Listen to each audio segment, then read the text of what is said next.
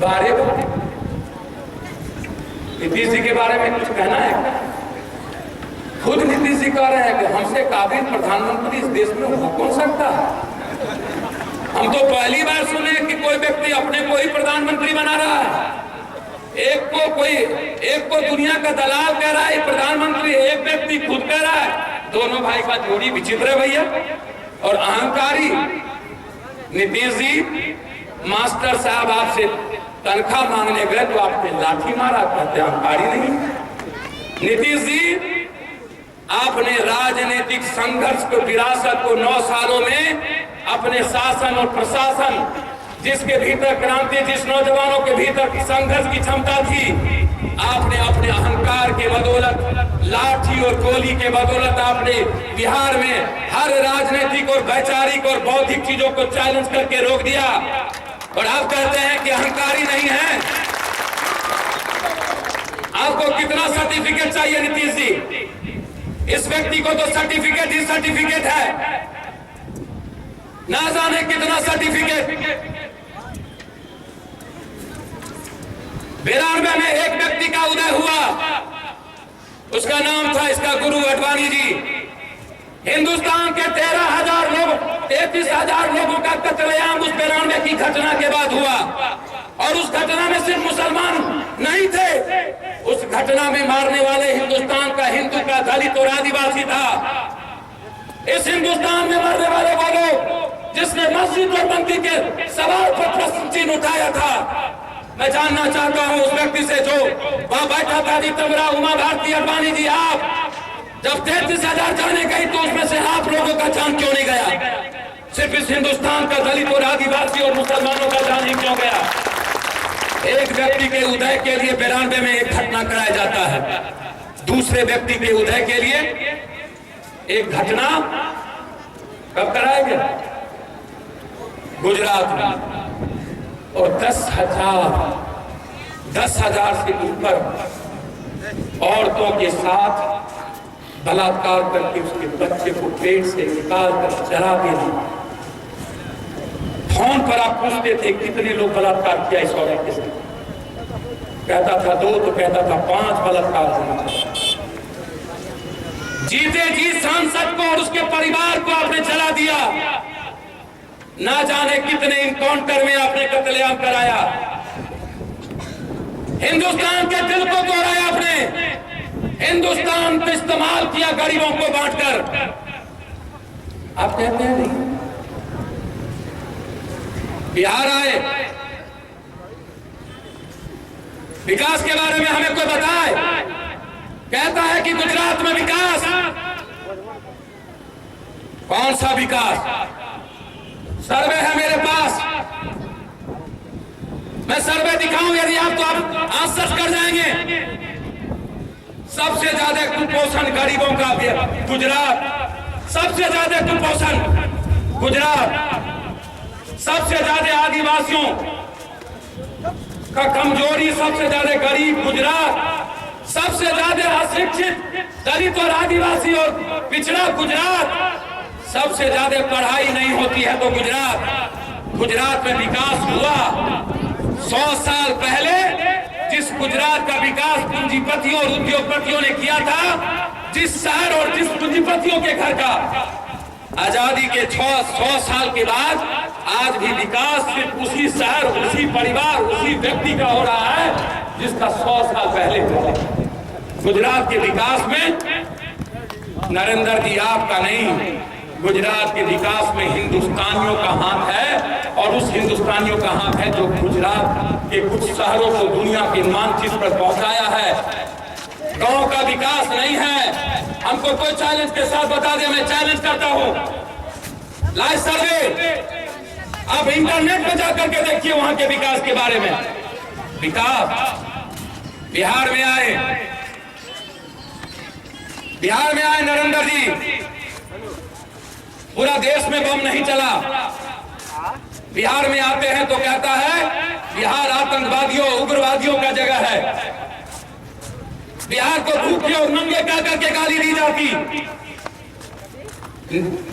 बिहार के इतिहास के बारे में नरेंद्र मोदी आपको पता नहीं है। वैशाली की धरती से लेकर के रेणु और विद्यापति कवि से लेकर राजा जनक से लेकर सीता की भूमि से लेकर राजा कर्ण की धरती से लेकर राजा सलहेश, लोरी, मंडन मिश्र, चाणक्य और चंद्रगुप्त की धरती से लेकर भगवान बिरसा मुंडा की धरती से लेकर यह बिहार गांधी, सुभाष, यह बिहार राजा अशोक, यह बिहार बाबू वीर कुंवर सिंह, शेरशाह सूरी, यह बिहार ऐसे ऐसे राजाओं को, ऐसे ऐसे महान विभूतियों को पैदा किया। भारत का यदि पूर्णकालिक इतिहास है तो उस इतिहास में 3 हिस्सा इतिहास सिर्फ बिहार का है। नरेंद्र मोदी 3 हिस्सा इतिहास, 3 हिस्सा इतिहास के बाद 1 हिस्सा इतिहास ही सिर्फ हिंदुस्तान का बचता है। जिस नरेंद्र मोदी को बिहार के इतिहास का अता पता नहीं, उस नरेंद्र मोदी को बिहार के बारे में पटना आता है तो बम चलवा लेते हैं, कहता मर गया। लावा के तरफ बम फूटा, रानीगंज में 1 बम फूटता है, 1 तो थानेदार कहता है कि उधर नहीं जाना है, रुक जाइए, रोक देता है। पटना में 20 बम फूट गया, नीतीश जी कहते हैं आप जाइए। और नरेंद्र जी आपके यहां 3 महीने में 3 महीना तक आप अपने रूम से निकलते नहीं हैं। आपके यहाँ 10,000 का दर है। हरीश पांड्या आपका गृह मंत्री था, आप उसके यहाँ गए? है हिम्मत तो नरेंद्र मोदी को मैं चैलेंज देता हूँ, जवाब दे। हरीश पांड्या गृह मंत्री का जब मर्डर हुआ तो आप उसके यहाँ उसकी पत्नी और देवा को देखते गए या नहीं? हम चैलेंज करते हैं उस व्यक्ति को। आपके यहाँ एक सांसद और उसकी बीवी को जला दिया गया, आप गए या नहीं? तब तो आप नहीं गए। और नीतीश जी जब आपका थानेदार एक कड़का फूटता है तो रोक देते हैं। पटना में 20 बम फूट गई, आपने रोका नहीं, आपने कहा नरेंद्र भाई आप जाइए। जैसे नीतीश जी आप गुजरात में जाकर के नरेंद्र मोदी जी से कहा था, नरेंद्र भाई ये मैं नहीं कह रहा हूं, मैंने अररिया में हैदर साहब दिखाया था आपको, यहां है, कहा नरेंद्र भाई आइए, आपको देश देखना चाहता है। सबसे पहले नीतीश कुमार आप ही ने, नरेंद्र आप उस वक्त मिनिस्टर थे जब गोधरा की घटना घटी थी। नीतीश कुमार जी, नरेंद्र जी को आपने दुनिया का सबसे बड़ा सम्मान दिया था वहां जाकर के। उस घटना के बाद जब आप यहां आए पटना, तो नीतीश कुमार ने कहा नरेंद्र भाई ऐसा करते हैं, 2 नेता का उदय हो, बम तो फूट ही गया है मिला जुला के, हम दोनों के बीच बिचौलिया का दुकान को किया, अब बम फूट गया, बुझ रहा हो ना, कल के तू जा, कल के आप जाइए नरेंद्र भाई, आपसे आप हिंदू का नेता बन जाइए और हमको सेकुलर का नेता बनने दीजिए। चलिए दोनों भाई का हो गया नेतागिरी, कर लिए हमने। अब आप सोचिए पत्रकार जी, यदि 20 बम फूटता, 20 बम और 10,000 या 5,000 आदमी मरते होते तो हिंदुस्तान का क्या था? ये मेरा सबसे बड़ा सवाल। और इतना ही नहीं, दूसरा सबसे बड़ा सवाल, नरेंद्र भाई रथ यात्रा लेके निकल गए, 5 आदमी जो मरा उसको लेकर। नरेंद्र मोदी जी मेरा प्रश्न है आपसे, विदर्भ में 3,000 भूख से मरे, आप क्यों नहीं गए नरेंद्र जी? बुंदेलखंड में 7,000 भूख से मरे, आप एक बार निकले गुजरात से? आप ही के भाजपा के राज में सिर्फ पिछड़े के बेटा नौजवानों का कत्लेआम एक दिन में 600, सीआरपी ने अभी तक में 6,000 आदिवासियों का कत्लेआम किया है हिंदुस्तान के उस गुजरात में। सिर्फ आदिवासी और दलित के नौजवानों को मारा है नक्सल का करके। और मैं नहीं, आपकी सरकार का सर्वे कहता है। क्या आप गए छत्तीसगढ़? एक बार मैं जानना चाहता हूं, बिहार में इनकाउंटर हुआ, 9 पिछड़ों को मार दिया गया, नीतीश की सरकार ने मार दी। नरेंद्र जी या सुशील भैया आपके क्या देखने गए? छपरा में 24 मिड डे मील में नौजवान मरा, क्या नरेंद्र भैया, सुशील भैया अपने घर निकाला? पप्पू यादव से 33 लोग मर गए ट्रेन से कटकर, सिर्फ पप्पू यादव सुशील भैया पहुंचे। कौन पहुंचा? सिर्फ अकेला पप्पू यादव। एक हम जानना चाहते हैं, बोध गया में 3 लोग मरे, कौन पहुंचा? नालंदा में दंगा हुआ, कौन पहुंचा? इतनी लाशें गिर गई, तब आपको पेट में दर्द नहीं हुआ? तब आपको नहीं लगा कि वो गरीब है? आप राजनीति कर रहे हैं। और विकास का आयाम पहले हो रहा था, गरीबी खत्म करो, गरीबी खत्म करो। भारत का सर्वे बताता है 82.8% हिंदुस्तान के गरीब आजादी के 66 साल के बाद आज भी सबसे ज्यादा गरीब आज भी। और आजकल तो मौसम चल बैठा है, सब कहते हैं कि हम नीतीश कुमार जी सेकुलर हैं। नीतीश कुमार, आज मैं तो कहना चाहता हूं, वेश्या का भी कोई चरित्र होता है, कोई चरित्र होता है, वह भी अपने प्रोफेशन के साथ ईमानदारी बरतता। इस राजनीतिज्ञों का सारा कोई चरित्र नहीं होता, इसमें कोई चरित्र नहीं होता। कल भगवान, आज रावण। ये रामकृपाल यादव, ये मोहम्मद केसर, शकुनी चौधरी, रामविलास पासवान जी, कल तक दुनिया का सबसे बड़ा जार और हिटलर नरेंद्र मोदी और नीतीश कुमार था। सबसे ज्यादा पासवानों को सम्मान और निषादों को सम्मान लालू यादव ने दिया इस बिहार में, हिंदुस्तान के इतिहास में है। और सबसे ज्यादा पासवान निषादों को यदि 9 सालों में एक मिनिस्टर नहीं निषादों का, एक मिनिस्टर नहीं, 9 सालों में जितनी दुर्गति पासवानों और निषादों की हुई, जल पर से कब्जा खत्म और माफियाओं का कब्जा, सिर्फ एक माफिया, एक जाति के माफियाओं का पूरे जल पर कब्जा हो गया। नीतीश कुमार, तुम्हारी सरकार ने एक जाति के माफियाओं को निषादों से निकालकर समाप्त कर दिया। क्या क्या कर दिया? एक दिन में 300 आदमी जेल गए, 300 नौजवान। उस 300 नौजवानों में 2 हिस्सा से ज्यादा सिर्फ पासवान था, मैं उसमें था। वो 300 नौजवान था सिर्फ पुलिस की बहाली में। 300 में 2 हिस्सा से ज्यादा नौजवान सिर्फ पासवान थे। जिस भाजपा और जिस जदयू की सरकार ने पासवान को क्या नहीं किया, राम को क्या नहीं कहा, वो आज भाजपा आपके भगवान हो गए। भगवान अबू केसर, ये केसर, ये जयचंद, क्या जवाब दोगे तुम अपने कौम को?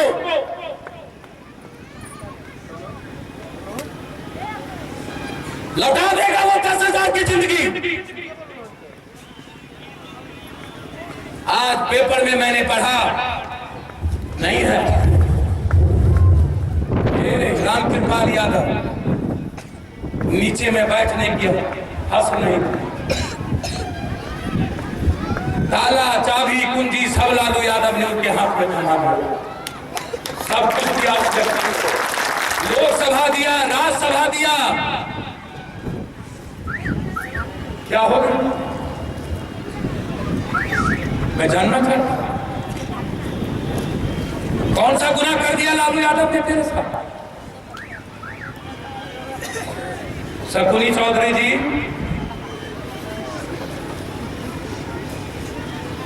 वोट के दिन आप सब दिन नीतीश कुमार को आपने कहा मुड़ी कटवा, अहंकारी। आज टिकट के लिए नीतीश कुमार अच्छे हो गए, समझ में नहीं। जब मैंने देखा आज देश पर खतरा है, देश सबसे पहले होता है, व्यक्ति की कुछ नहीं होता, समाज सबसे पहले होता है। जब मैंने देखा बिहार में पिछड़ा और समाज के जो कमजोर, गरीब, दलित और निषाद समाज के जो लोग हैं, जो अल्पसंख्यक हैं, आज देश में खास तौर पर बिहार संकट मंडरा रहा है और सब के सब माल खाए। लालू यादव जी का सब खून और पसीना चूस करके अपने घर को कमाया और अंतिम में जब देश पर खतरा था, चुनौती थी सांप्रदायिकता को रोकना, लालू यादव जी, मैं कह रहा हूं आदमी, मेरे वैचारिक विरोध हैं लालू यादव जी से, लेकिन आज भी मैं गर्व करता हूं उस व्यक्ति पर। सेकुलर दुनिया में सबने पासा पलटा आज तक, लेकिन उस व्यक्ति के भीतर अपने जितना दुख देखा उसके बावजूद भी वह व्यक्ति सांप्रदायिकता से हाथ नहीं मिला। कम से कम क्या नहीं उस व्यक्ति को तंग हुआ होगा, लेकिन कम से कम अपने विचार नहीं बदले, कम से कम सामाजिक न्याय के चिंतन को न बदला वो व्यक्ति। नीतीश कुमार जी आप गिरवी रख दिया एक एक पिछड़े, एक एक गरीबों के सम्मान को किसी मुट्ठी भर दलालों के हाथ में। लेकिन मैं मानता हूं सत्ता की राजनीति जब शुरुआत हुई, एक एक गरीबों के भीतर राजनीतिक भूख, आज जो नीतीश कुमार आप मुख्यमंत्री हैं, इसी गरीबों के उस राजनीतिक चेतना के चलते, और वह चेतना 85 से लड़ने वाला, जो संघर्ष करने वाला पप्पू यादव गोली खाकर लालू यादव के साथ जो इस बिहार में लड़ने वाला लालू यादव के नेतृत्व में थे, वही देन थी कि आज गरीबों के मुंह में आवाज है राजनीतिक रूप से लड़ने के लिए। नहीं तो कौन मुट्ठी भर लोग देता था लड़ने के लिए, किसकी हिम्मत थी? और मुझे लगा आज मैं तो लालू जी को कह दिया था, मैं पूर्णिया लालू जी नहीं छोड़ सकता हूं, मेरे लिए मौत है। 3 दिनों तक मैं आंसू बहाता रहा। मैडम रंजीत रंजन जी को कांग्रेस टिकट दे दी, कांग्रेस को मैंने कहा कि पूर्णिया आप मुझे दीजिए। अंतिम दिन तक कांग्रेस कहा कि मैं समर्थित उम्मीदवार बनाऊंगा। मेरी मां चुनाव लड़ी थी, 1,78,000 वोट निर्दलीय लाई थी, जो 2 लाख वोट थे, किसी पार्टी का नहीं था, वो पप्पू यादव और वहां के